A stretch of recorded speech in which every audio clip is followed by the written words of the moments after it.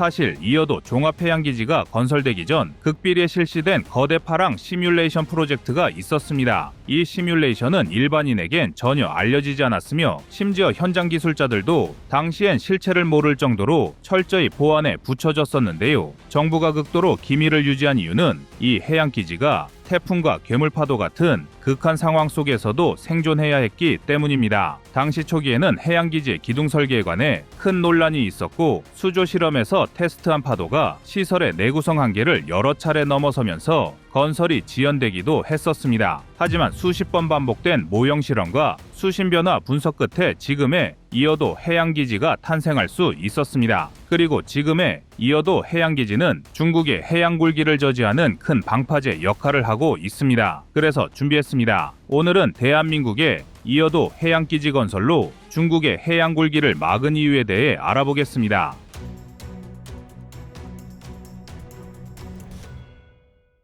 중국이 이어도 해양기지를 인정하지 않는 가장 큰 이유는 국제법상 이어도가 섬이 아니라 수중암초로 분류되기 때문입니다. 유엔 해양법 협약에 따르면 수중암초는 영해나 배타적 경제 수역을 주장할 수 없는데 중국은 한국이 이어도 기지를 통해 실질적으로 EEZ를 확장하려 한다고 의심하며 강하게 반발하고 있습니다. 이어도는 중국 본토에서 287km 떨어진 전략적 위치에 있어 중국의 해양 관할권과 군사적 이익을 위협하는 요충지이기도 합니다. 특히 이 해역은 석유와 천연가스 등 막대한 해양 자원이 매장된 것으로 추정돼 중국 입장에서는 이어도 기지가 자원 경쟁에서 자신들의 주도권을 위협하는 장애물로 받아들여지고 있습니다. 그래서 이런 이유로 중국은 이어도에 대한 한국의 실효적 관리 활동을 인정하지 않으며 외교적 견제를 지속하고 있습니다. 이어도는 우리 국토 최남단 바다 한가운데 지어진 이어도 종합해양기지는 대한민국에 근해 영향력을 미치는 주요 시설입니다. 이 기지 하나가 왜 국가적 상징으로 자리 잡았는지 그리고 그 뒤에 숨은 치열한 작업 이야기와 새로운 시각에서의 전략적 의미까지 짚어보도록 하겠습니다. 먼저 이어도 해양기지의 위치가 왜 중요한가를 살펴봐야 합니다. 이곳은 말하돼서 남쪽으로 149km, 중국 본토 쪽으로 287km나 떨어져 있으며 실질적으로 공해상에 위치해 있습니다. 이어도가 간혹 분쟁 지역으로 거론되는 까닭은 중국 측에서도 가까운 해역이라 인식하고 있기 때문입니다. 또한 자신들 마음대로 정해놓은 중국의 도련선 안에 있기 때문입니다. 하지만 역사적으로 이어도는 제주도민이 전설로만 내려오던 바다의 영혼이 깃든 곳이기도 하고 현대 들어서는 막대한 해양자원 잠재력을 품고 있는 장소로도 알려졌습니다. 특히 석유, 천연가스 등 해저 자원이 매장되었을 가능성이 크다고 보고되어 있습니다. 그래서 대한민국은 이어도에 대한 실효적 지배에 대한 근거를 마련했습니다. 첫째로는 해양연구와 기상관측입니다. 해류, 파고, 기온, 수온, 바람 등의 자료를 365일 측정해 우리나라 해양산업에 활용하고 있고 어업 종사자나 선박 안전에도 실시간 정보를 제공합니다. 둘째로는 영해 및 관할권 확장입니다. 이어도 해양기지는 우리 해역 안에서 과학적, 실효적으로 활용하는 대표적인 사례가 됩니다. 넓게 보면 이 기지는 우리 국토가 어디까지인지 해양법적 근거를 더욱 견고히 쌓는 데 이바지합니다. 이어도 기지는 크게 수중기둥 구조와 해상거치 시설로 이루어집니다. 지지대가 수심약 40m 지점에 박혀 있으며 탑 형태의 구조물이 파도 위로 약 36m 높이로 솟아 있습니다. 층층마다 연구장비, 숙소, 옥상 헬리패드 등이 배치되어 있고 식수나 전력이 없는 바다 한가운데이므로 모든 것을 스스로 해결해야 합니다. 이 때문에 태양광 시스템을 통해 담수화 장비를 운영하고 디젤 발전기로 각종 설비를 조작합니다. 또한 바다 위에 떠 있는 기지이기 때문에 장비 고장 시 부품 조달이 쉽지 않아 날씨가 허락할 때마다 보수 인력이 들어가야 하는 상황입니다. 그럼 이쯤에서 이어도 기지는 진짜 얼마나 중요하기에 이런 어려운 환경에 이렇게 과감한 시설을 세웠나? 라는 질문이 생기실 겁니다. 가장 큰 적은 자연입니다. 한반도 남쪽 해역에서 불어오는 거친 바람과 해류는 예상보다 훨씬 강력합니다. 게다가 중국발 황사나 장마철 폭풍우가 겹치면 기지 전체가 바닷물에 휩쓸릴 정도입니다. 그리고 이어도는 평범한 암초 수준을 넘어 거대한 해저 지형을 갖고 있어 유속이 여러 방향으로 복잡하게 얽혀 있습니다. 잠수부대가 들어갈 때마다 와류 때문에 작업이 얼마나 위험천만한지 영상으로 보신 분들은 아실 겁니다. 이런 위험천만한 환경 속에서 중요한 건 전기 공급과 생활용수입니다. 태양광 패널과 배터리로 최소 전력을 상시 공급하지만 인력이 상주하거나 다이버들이 작업하는 기간에는 전력 수요가 확 뛰어오릅니다. 그럴 때는 디젤 발전기를 돌려야 하며 이를 위해 선박이 고가의 경유를 실어와야 합니다. 물 역시 바닷물을 끌어올려 담수화해야만 사용이 가능한데요. 이 담수화 장비 하나 고장나면 전 인원이라면조차 끓이기 힘든 상황이 이어집니다. 그럼 이제 이어도 해양기지가 얼마나 중요한 전략적 요충지인지 더 깊게 들어가 보겠습니다. 이어도 해양기지는 단순히 우리 땅임을 과시하기 위해 세운 시설이 절대 아니라는 점이 분명합니다. 해양기상의 관측 데이터는 항만건설, 해양에너지연구, 해양생태계 보존 등에 필수적이며 동시에 국제법상 우리 해양관할권을 적극적으로 어필할 수 있는 수단이 됩니다. 실제로 주변국들이 자국 이익을 위해 해양 분쟁을 일으키려 할 때 가장 먼저 확인하는 것이 현장에 누가 더 오랫동안 연구시설과 인력을 배치했느냐입니다. 즉, 시료 지배를 언제부터 누가 했는지 중요합니다. 바로 이런 면에서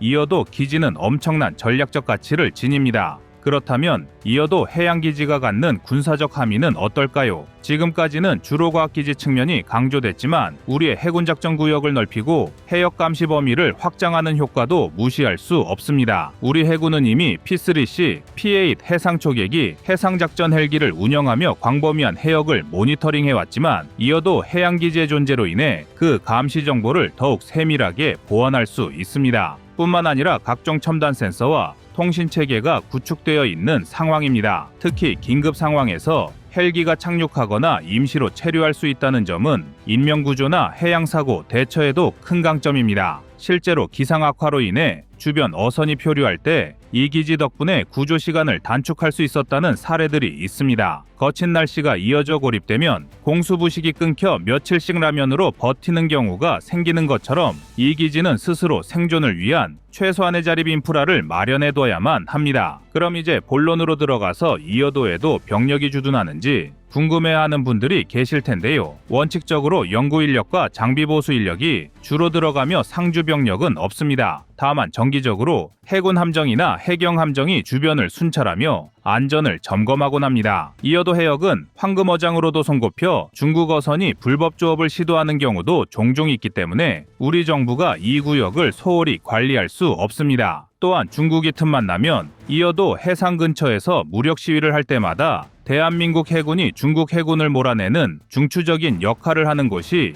이어도 해양기지입니다. 동시에 다른 나라들과의 마찰을 불러일으키지 않으면서도 실효적 지배와 연구 성과를 인정받기 위해 정교한 외교적 노력이 뒤따르는 현실입니다. 국제정치 무대에서 더 정확히 말해 중국은 이어도가 섬이 아니라 암초다라고 주장합니다. 그래야만 자신들이 마음먹을 대로 밀고 내려올 수 있기 때문입니다. 이 때문에 대한민국은 이어도를 섬으로 규정하고 여기에 해양기지를 건설해 실질적 서브 거점이라고 맞서고 있습니다. 그래서 정부가 공식적으로 이어도는 섬이 아니라 과학기지라고 설명하며 관련 연구 데이터를 공유하기도 하는 것이죠. 이것이 중요한 의미가 이제부터 시작되는데요. 이어도와 유사하게 우리 바다를 관측하는 또 다른 중요한 시설이 있습니다. 바로 독도 해양과학기지 혹은 동해 해상관측 부표체계 등입니다. 그러나 독도는 이미 우리 영토로 공식 인정된 섬이기에 이어도와는 성격이 다릅니다. 독도의 경우 군부대가 상주하고 헬기장과 방어시설도 마련되어 있어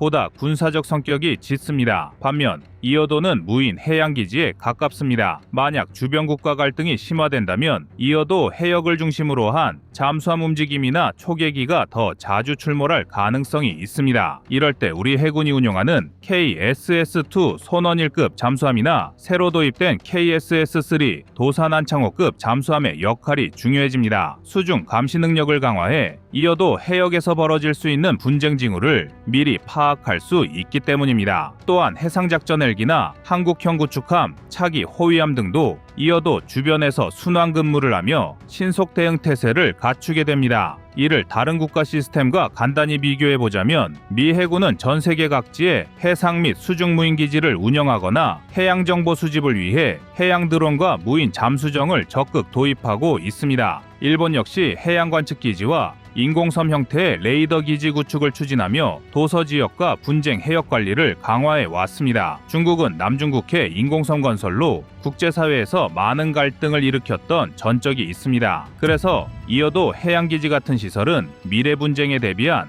군사, 외교, 자원 관할권의 중요한 상징으로 자리매김하고 있습니다. 군사적 관점에서도 이 기지를 통해 태평양으로 나아가는 관제 범위가 넓어질 수 있습니다. 향후엔 해저 감시 체계와 연동될 수도 있습니다. 그렇게 되면 이어도 해양기지는 해양과학과 안보의 결합 그리고 국가 주권을 지키는 최전선 중 하나로 더욱 부상할 것입니다. 결론적으로 이어도 해양기지는 단순한 연구시설 그 이상입니다. 험난한 파도를 뚫고 설치된 이 거대한 해양기지는 대한민국이 해양으로 진출하는 물적, 정신적 교두보입니다. 우리 정부는 이 기지를 통해 국제사회에 우리는 이 바다를 과학적으로 지속 가능하게 그리고 실질적으로 관리 활용하겠다는 의지를 밝히고 있습니다. 이게 바로 21세기 해양강국으로의 도약이자 남해에서부터 태평양까지 뻗어나가는 확고한 기반이 되는 것이죠.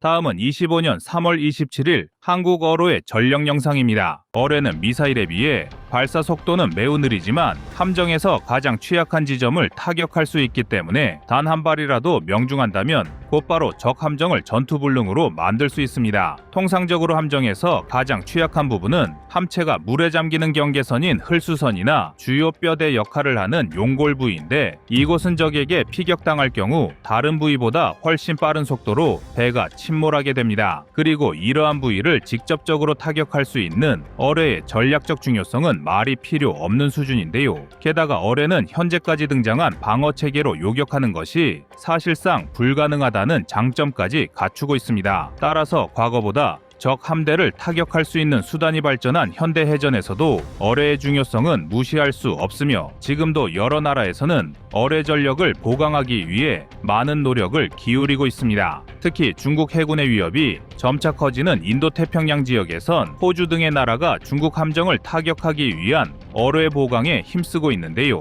최근 호주는 약 1,800억 원 규모의 예산을 투자하여 미국의 마크 48 중어뢰를 추가 도입하기로 결정하였습니다. 533mm 중어뢰인 마크 48은 미 해군이 바다에서 조우할 수 있는 모든 교전을 상정하고 개발한 무기로서 최대 사거리는 약 50km, 탄두 중량 290kg의 접근 신관을 장착하여 표적을 직접 명중하지 않더라도 적 함정 근처에서 어뢰를 파열시켜 피해를 입힐 수 있습니다. 중국에서 신형 어뢰를 발표할 때마다 마크 48 중어뢰와 비교 선상에 오를 만큼 미국의 마크 48 중어뢰는 현대 어뢰의 대표 주자라 해도 과언이 아닌데요. 마크 48은 미 해군이 자체적으로 진행한 각종 성능 시험에서 만재 배수량 약 8,000톤급의 순양함조차 한 발로 용고를 절단하며 침몰시키는 위력을 선보였으며 배수량 8만 톤 이상의 퇴역 항공모함도 완전히 침몰하지는 않았지만 주요 구조에 심각한 피해를 입었을 정도로 강력한 위력을 보유하고 있습니다.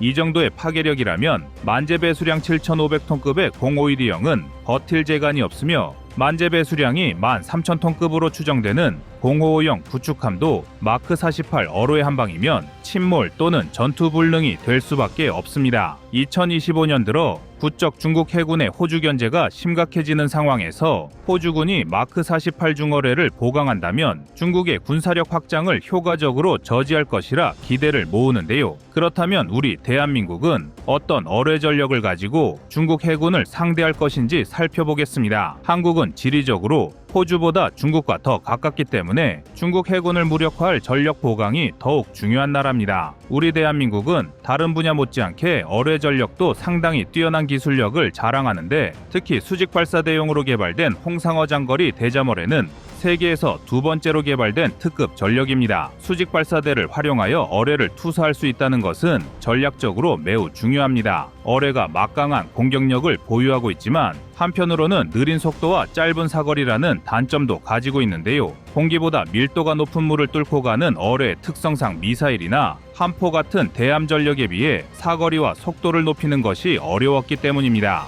하지만 청상어 어뢰를 탑재한 홍상어 대잠 로켓은 함정에 장착된 수직 발사대에서 로켓 형태로 투사한 다음 지정된 위치에 도달하면 로켓과 어뢰가 분리됩니다. 그리고 이후 분리된 어뢰가 주변의 적 잠수함을 타격하는 방식을 활용하는데, 이러한 대잠 로켓은 어뢰가 가진 단점을 보완할 수 있을 뿐만 아니라 적의 회피를 어렵게 만들고 아군의 작전 성공 확률을 높여줄 수 있습니다. 또한 홍상어에 탑재되는 청상어 어뢰는 323mm 구경에 발사 후 망각 방식을 채택한 국산경 어뢰로 작전 상황에 따라 고속 저속 주행을 선택할 수 있는 특징을 가지고 있습니다. 청상어는 저속 모드를 선택하면 속도가 느려지는 대신 사거리를 증가할 수 있어 전투 상황에 맞는 유연한 작전 수행이 가능한데요. 하지만 우리 대한민국이 이러한 어뢰 전력을 갖추는 데까지는 수많은 우여곡절이 있었습니다. 특히 홍상어 대잠 로켓은 2013년까지만 하더라도 신뢰성이 높지 않아 아예 실전 배치가 취소될 위기를 맞이했을 정도입니다.